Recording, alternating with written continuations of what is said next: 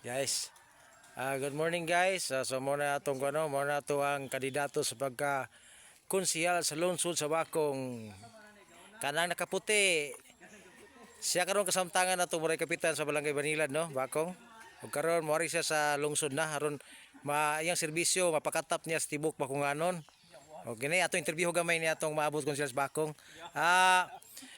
Sial, Kapres, ato sabi ato mga plano sa kap sa ato bangkon ba lungsod ba kung kadaog mong gani ka. Di ako karon nga ngampanya pamampud ko. In case kung makadaog ko kung sa akong serbisyo nga gibuhat sa akong barangay palapdan pa nako no. But more on livelihood program aron makatabang ko sa ato ang mga katawhan nga dunay mga kulang sa panginabuhian. Okay. Usab atong tabangan ang atong mga pinalanggang senior citizens. Okay. Let's help tinig ng senior citizens party list para sa kaayuhan sa mga senior. Alright. So mo na may sunod nindot yung kay mga plano de sa atong mga Kuwas Bakong no, katawhan.